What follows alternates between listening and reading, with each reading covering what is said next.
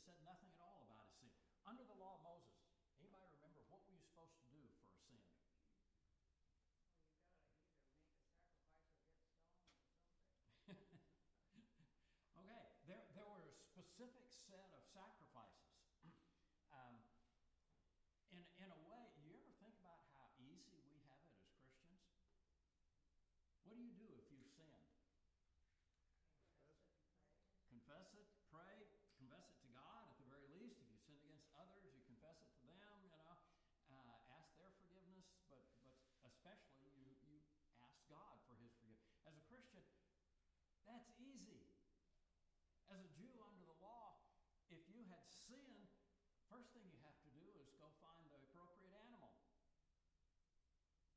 Where do you find a perfect lamb?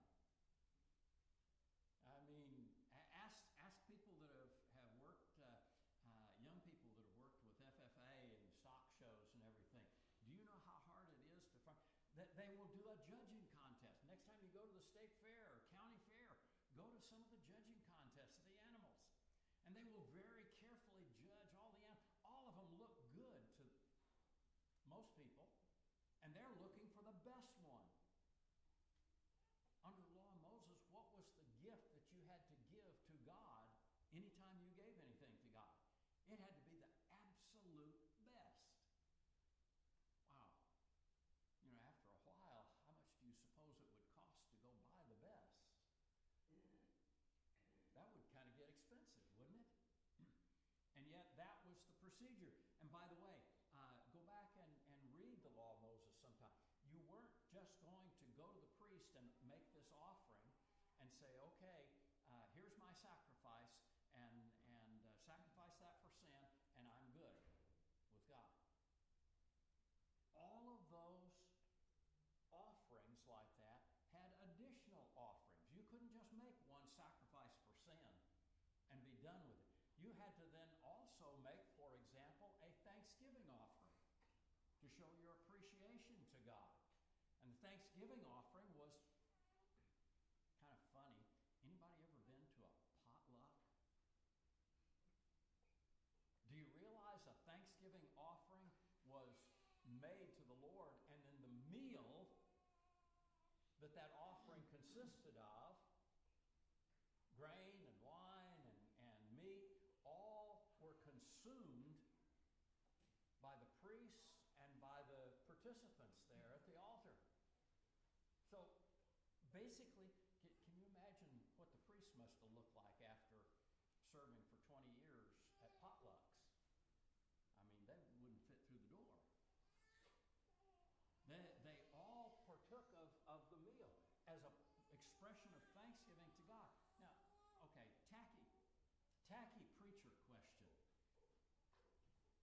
When we sin and we make some mistake and we ask God for forgiveness, do we celebrate afterwards that forgiveness? Nope, we don't live under the law. We're privileged. We can go around and have sour pickle face. Wow. Was it something his father did? Betty, did you pinch the baby again? No, not this time. But you think about it. I wonder if we should not be a little more celebratory about our forgiveness of sin. Isn't that the example that God had set? Wow! God has forgiven me of my sin, of our sin. We pray in all of our prayers, don't we? Nearly every time we have a public prayer, there's a request for forgiveness of sin. I wonder if we shouldn't do more thanksgiving for forgiveness of sin as Christians, as God's people.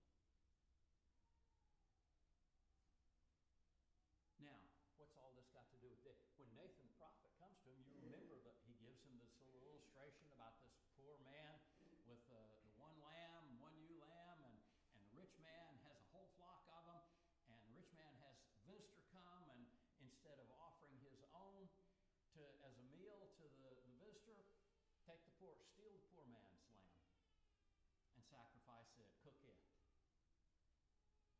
David, as king, and knowing his Bible, spells out exactly what the law of Moses specified for a penalty. First, he has to make restitution. And then he's going to die for his crime. And Nathan, of course, then kind of drops the real bombshell of that. That's you. At that point, David has just announced God's own penalty for sin. And he fully expects to die. At this point, I wonder, as king, David could easily say, one of the guards, chop that guy's head off. And you suppose David has the thought pass through his mind that says, before I can even say those words, God's going to strike me dead. Because that's what I deserve for my sin. And Nathan, verse 13, Nathan makes the comment to David, the Lord has taken away your sin, and you shall not die. Isn't that the difference between David and the kings that came later? Because they did have those thoughts, and they did abuse and imprison and kill the prophets. Or the king that came before. Same way, same problem. I can get away with anything. I don't have to do what God says. There's nobody more dangerous in the world, is there, than someone that thinks they don't have to do. Anybody ever have a child that I don't have to do what I'm told to do by my parents? We won't name any names.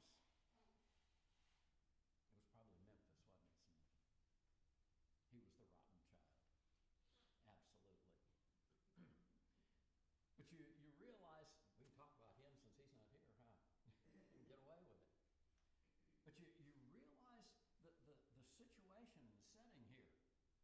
Nathan tells David, the Lord has taken away. By the way, had an interesting argument with an elder of all people many years ago who made the statement there is absolutely no forgiveness of sin under the Old Testament. Has anybody actually read the Old Testament? Was David's sin forgiven? Like it had never happened. And of course, we talked about too a couple of weeks ago, just because your sin is forgiven doesn't mean the consequences of your sin. If you get drunk and you're in a car wreck and your body's all smashed up and mangled and unable to walk, and you pray God, and sincerely pray for forgiveness of that sin, will God forgive you? Will you jump up out of the bed and walk like nothing's happened?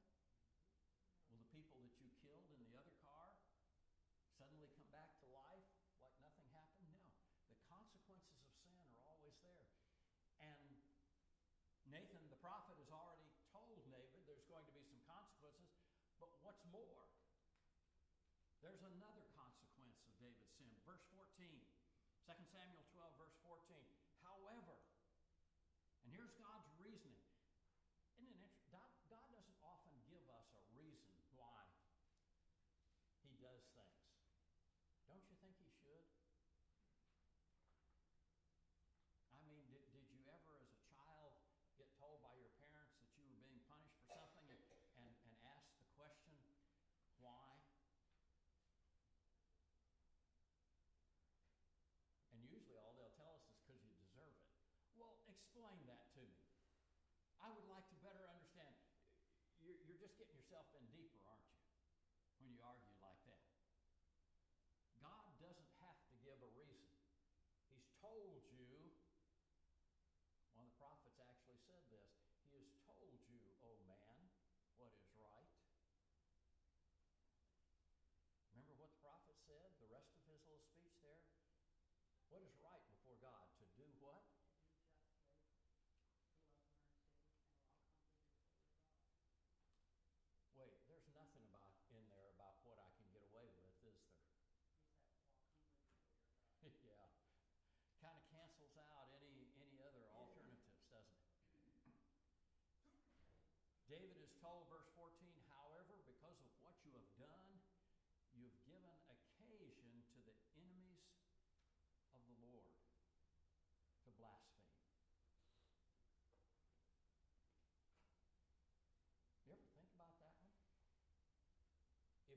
sin, if we steal something at the workplace like everybody else, and everybody else steals from the workplace, and so it's no problem. Mike has a bit of difficulty getting away with an airplane from his workplace, but hey, you understand the problem. And everybody does it. How many times do we hear that excuse? Everybody does it. And what happens when other people look at you and say, well, look, so-and-so is supposed to be a Christian and they do just like the rest of us? Do you realize that's exactly what Nathan is talking about here? Those that don't believe the Lord, don't obey him, now can point to David and say, looky there. He's just like the rest of us. And God's a fake. He's a fraud. He doesn't really punish anybody for anything. You see the challenge? Because by this deed you have given occasion to the enemies of the Lord to blaspheme. There's an additional penalty, David. The child that is born to you shall die.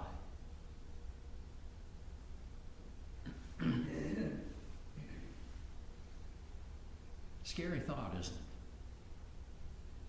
it? There's not many things that parents really worry about more than losing a child. Any of you old parents ever sit up and wait for your children to get home? Yeah. And of course you sit there confident, say, oh, they're going to get home, there's no problem, I'm going to watch this movie and enjoy it. Go ahead, tell me the movie that you watched that night while you waited for a child to get home. Don't remember, don't know, don't care. All I care is that they get home safely. Child is born to you shall die.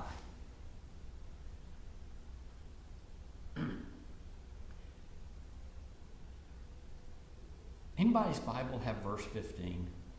You see how it begins?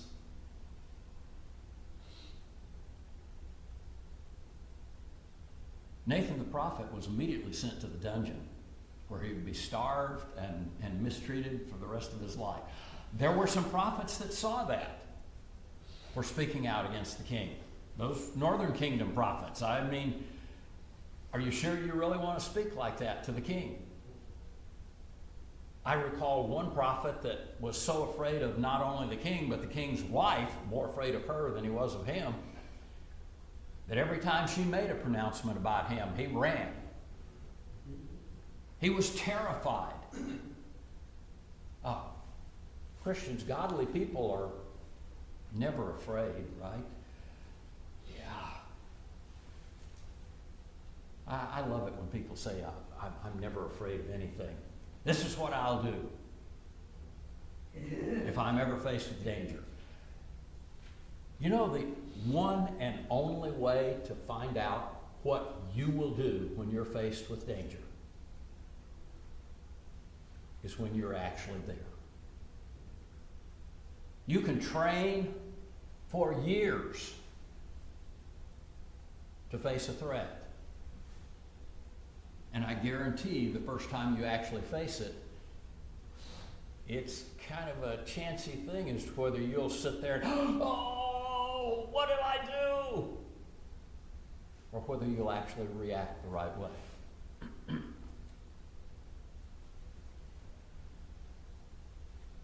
Nathan, the prophet, went home. In a sense, that tells us, like that comment Mark made about some of the future prophets and kings, that tells us a lot about David. Nathan went home. Not to his eternal home. He went home because Nathan the prophet is going to be around when that child is grown up. Not this one, but the next child of David and Bathsheba. And Nathan the prophet is going to be the one to crown him as king. You ever think about that? if Nathan is still the prophet of God, serving all those years later when Solomon is grown up, how old was Nathan when he was challenging David here? We always get the picture. I mean, you know, the photographs in your Bible always show Nathan the prophet. He's this old guy, looks like Mark, you know, the old white beard, ancient of days. Probably should quit picking on you for a while. Pick on somebody else, Charles or somebody. That's you know. But Nathan had to be a fairly young man. And if he's a fairly young man, that's the only thing that allows him as a very old man years later to be serving Solomon, the king. So the Lord struck the child at Uriah's widow. Okay, how many Bibles? Take a look, verse 15. The Lord struck the child at Uriah's widow. This is New American Standard. Anybody have a different word there? Wife? What translation is that? King James? Okay. Anybody have anything different? Anybody have New King James? Anywhere? One of the Pew Bibles? New King James. Which was it now? 2 Samuel 12, verse 15. His wife. Okay. You know what's funny? And I said this a lot of times. There's always a variance in translations.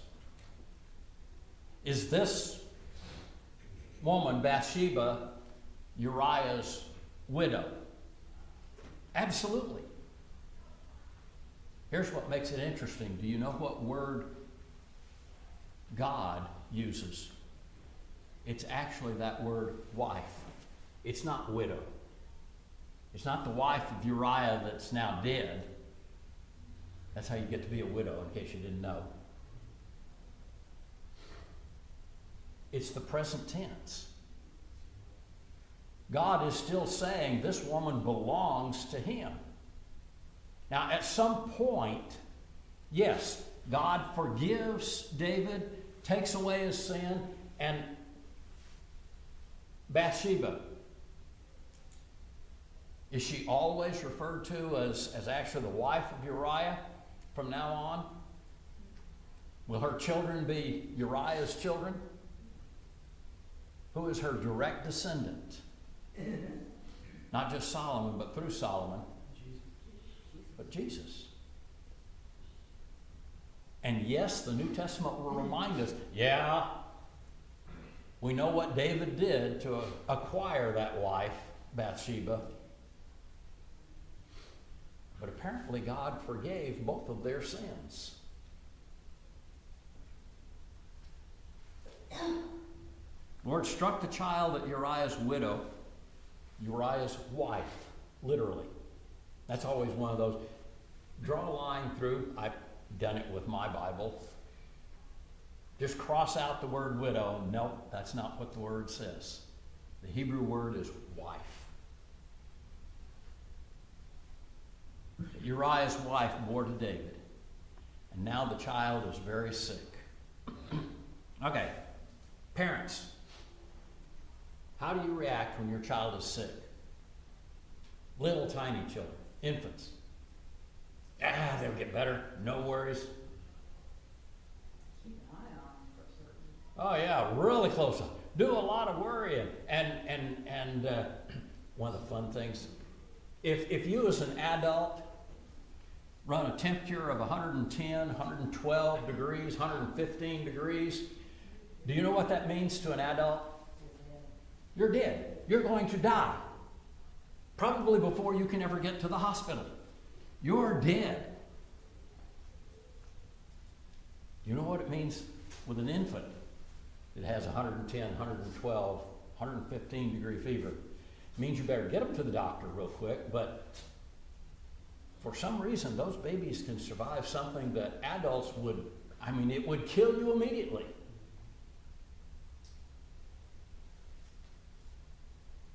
Now, You do know the real explanation behind it. This is evolution. For billions of years, all the babies died.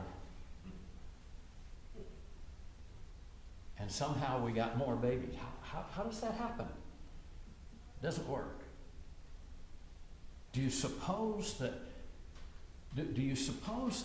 everything we see in these little intricacies of life screams out God?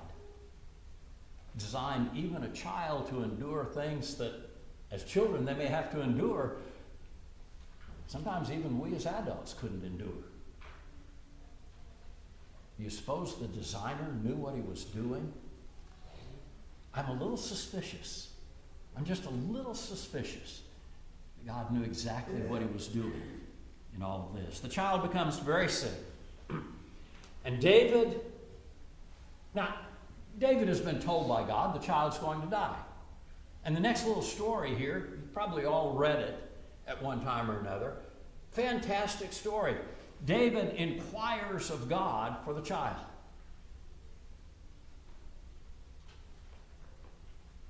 So what that means is David said, God, I'd like you to please, save the child's life. And then he went out and went to a party, right? No. David fasted. He went and he lay all night on the ground. Apparently all this has happened as the child has been born and Nathan the prophet. So it's been the full 9 months, huh?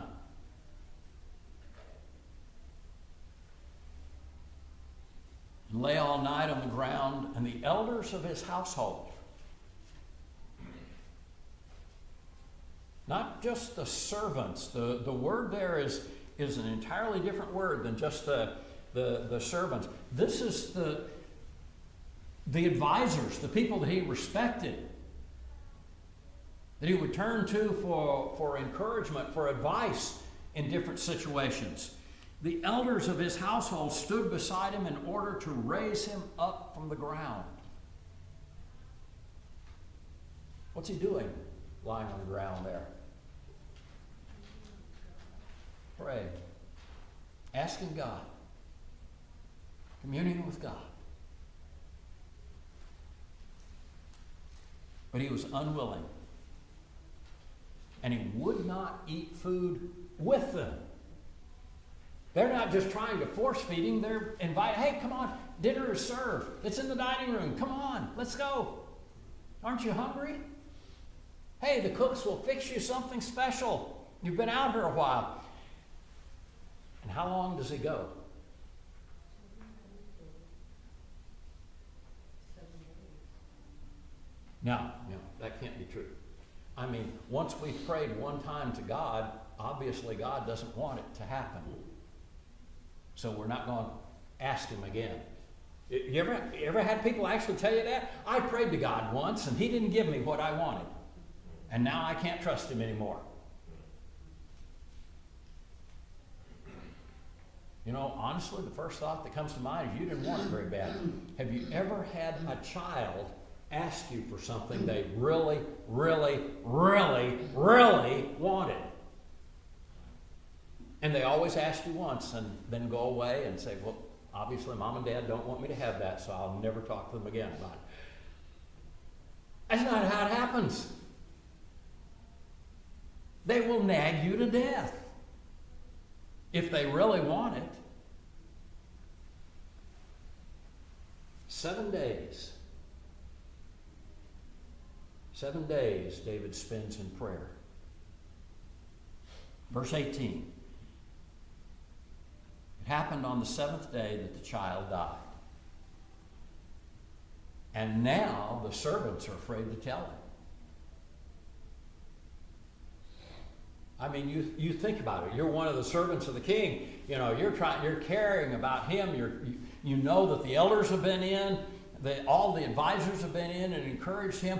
He's not listening to anybody.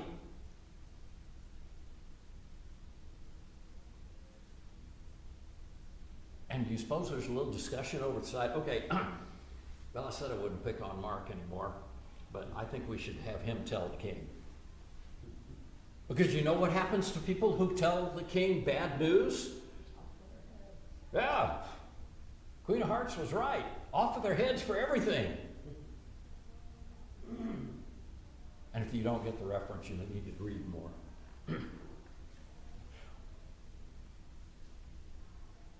Servants were afraid to tell him that the child was dead. And they tell the reason. Behold, while the child was still alive, we spoke to him, and he did not listen to our voice. How then can we tell him that the child is dead, since he might do harm to himself? How did David's predecessor, Saul, die? Who killed him? He killed himself. He fell on his own sword. Yes, there is a story that happens of a guy later on that brags and says, no, I actually killed him. And remember what David did to him. If you don't remember that story, you need to go back and read it again. This guy comes bragging to David and says, hey, I helped you out to become king. I actually killed Saul. It didn't happen the way all the witnesses said that it happened. I secretly killed him. No. David's not impressed. He said, you dared to touch the anointed of God? And he immediately executes the man. Wow. You do remember that David himself had at least 2 occasions when he could have killed Saul. Refused to do so. How then can we tell him that the child is dead, since he might do harm to himself?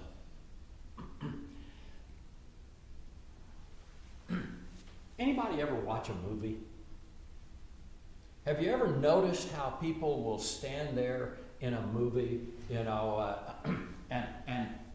hey Charles, there's something about Betty that I should tell you, and I don't want her to hear, and everybody can hear it.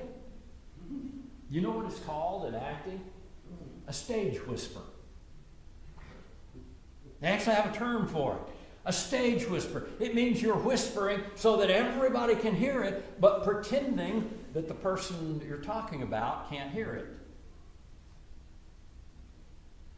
All the servants of David are busy talking about the child's dead. How do we tell the king? Hey, Mark, come on. You want to tell it? No, I don't want to tell it. Hey, we got to find somebody.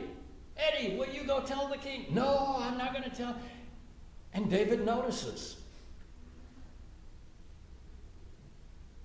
Anybody ever notice how when you're whispering something, not wanting anyone else to hear about it, and the discussion goes on for a while, that the whispers get louder and louder and louder, and before long you kind of look around and say, well, what are we whispering about? We're not. Can't you hear us? That's the picture. Get the picture that God has drawn for us there. When David saw that his servants were whispering together, David understood that the child was dead. So he asked his servants flat out. He said, is the child dead? Now, extra points to the servants here. They tell the truth. No, he's really bad sick. You should probably pray some more while we go somewhere else far away. They're honest with him.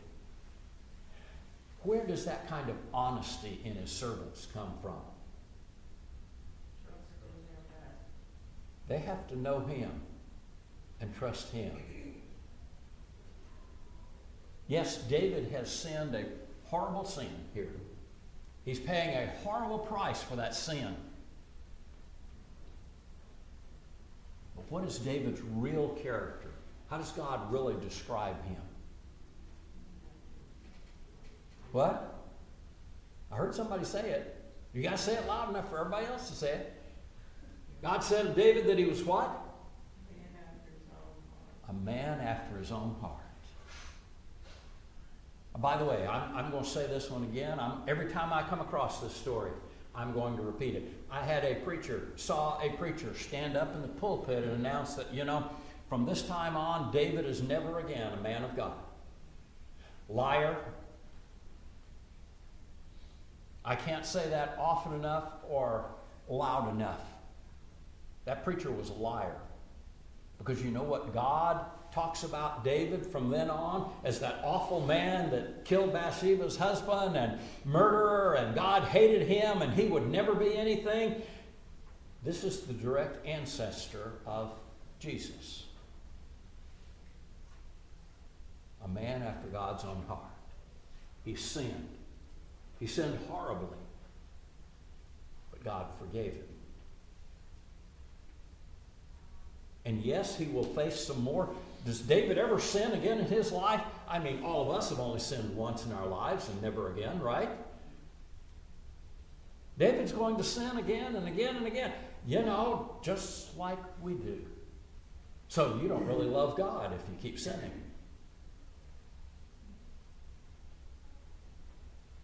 John, 1 John, uses a particular word.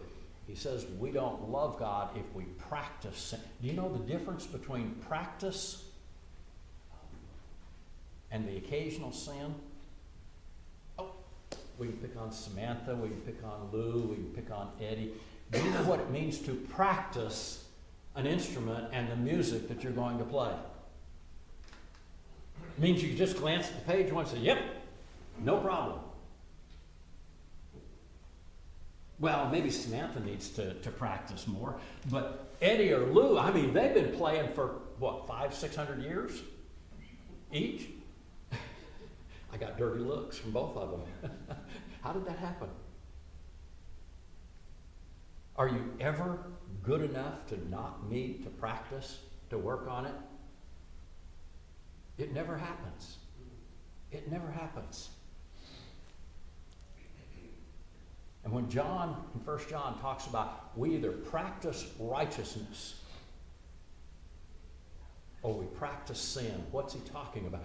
If you're working hard on sin and trying to be really good at it, you know, at being bad, that says something entirely different about your character than the one who practices, keeps trying to do what is right. That's John's point. Does David sin again after this point? Did David ever sin before this point? He probably wouldn't like to list all the times. He'd made a lot of mistakes. He will continue to make a lot of mistakes. But he was a man after God's own heart. And exactly like the Apostle John talks about, says, guys, we can choose to either work on getting better at sin. That's what practice is for. Eddie, Lou, that's why you're practicing, to get better at what you're doing, right? You can either practice sin and try to get better at it, or you can practice what's right and righteousness and try to get better at it. Does that mean you will? Okay. I picked on Samantha and Eddie and Lou. I'm going to do it again, all three of you. Have you ever practiced a piece until you had it down flawlessly and then played a wrong note? Don't laugh like that. It happens. You will still make mistakes. I don't care how good you are.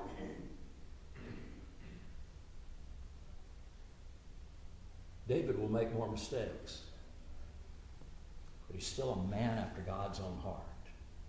You and I will make more mistakes, but we still have a choice as to what we practice. Do we want to be more like God and his people, or do we want to be better at sinning? Choice is ours. Isn't it funny? Everything in God's Word is a sermon.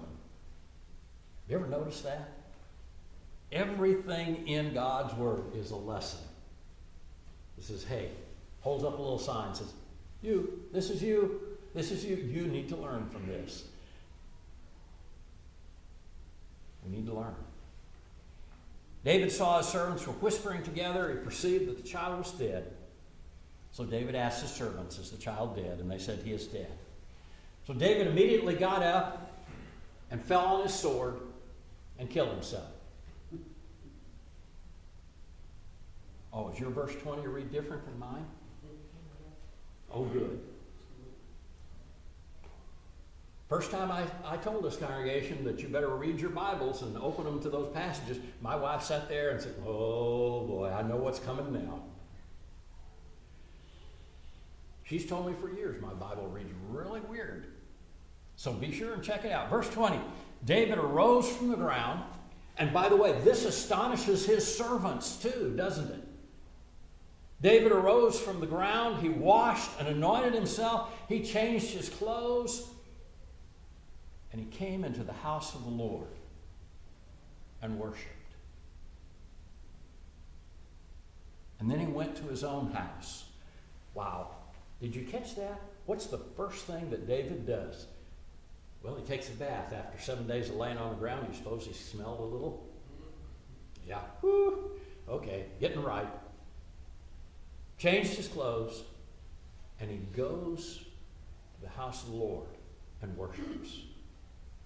And then he goes home. And when he requested, they set food before him, and he ate. All right, time to put my preacher hat on again. I need to bring my hat, don't I? Have my preacher hat. Do we prioritize serving the Lord to all the other things in our lives?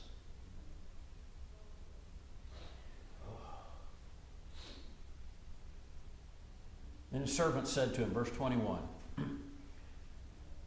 what are you doing, David? No. My Bible says, what is this thing that you have done, sir? O king. I realize that's how it's printed out in the text and all. But do you understand how those things are said? They come in, their jaws are on the ground. Whoa, what's wrong with you, king? Oops, can't say that. Okay, say it the other way. What is this thing you have done? What did you do? While the child was alive, you fasted, you wept. When the child died, you got up and you ate food. They obviously didn't follow him as he went to worship first.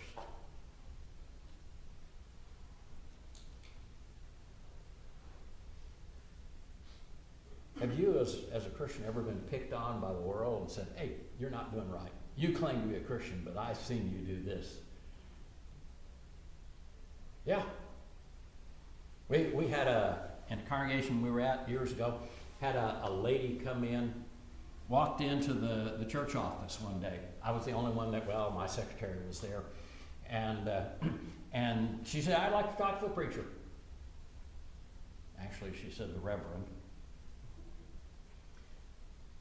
And then when she began to explain that, I'm a faithful member of the church, have been for years. Yeah, right. Okay, and you don't know terminology. Maybe you haven't really been, maybe you really aren't what you claim to be. But she said, I am in need. I have need of a place to stay.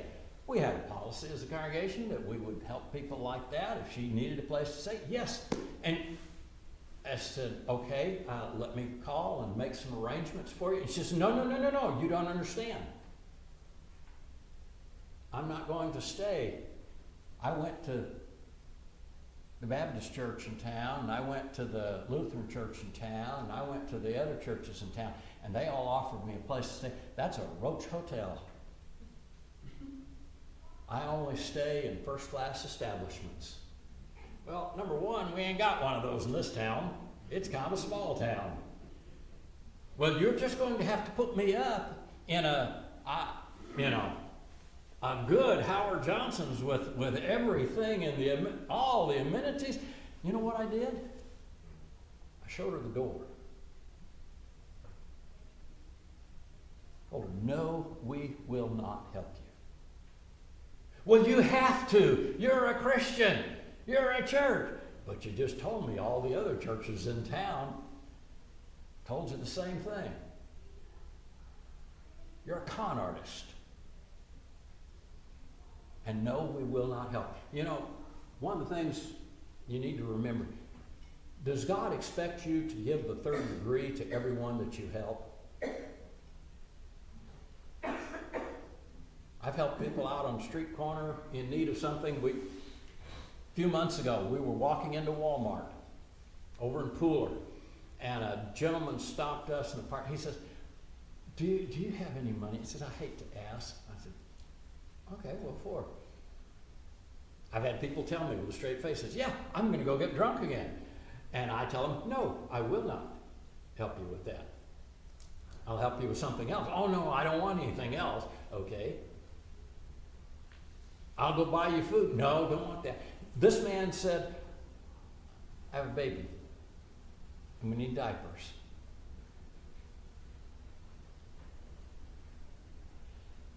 And I need just $20 more to buy a box. Anybody ever bought diapers lately?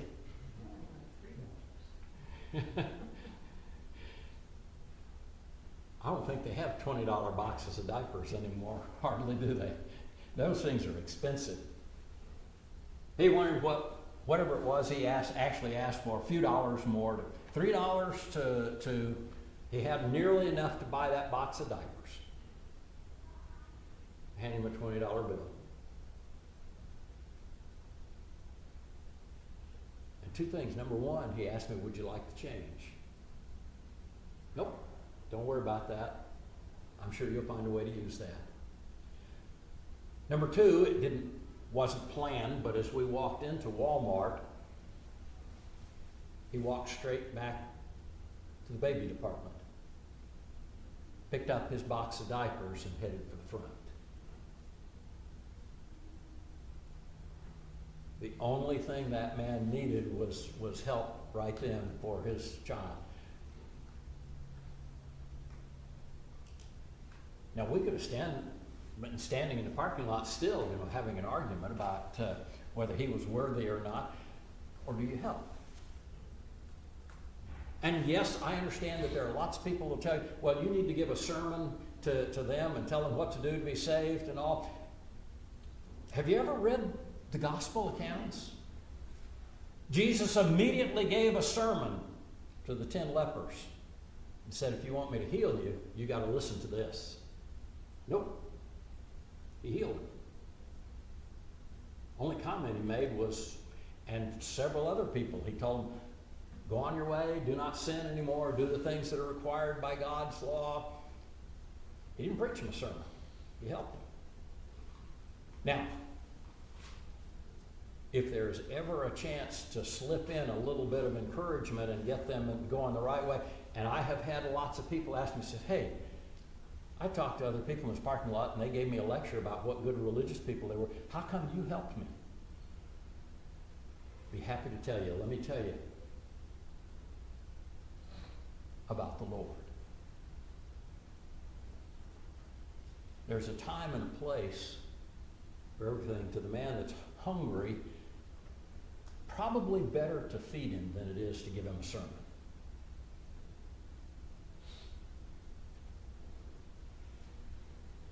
What is this thing you've done?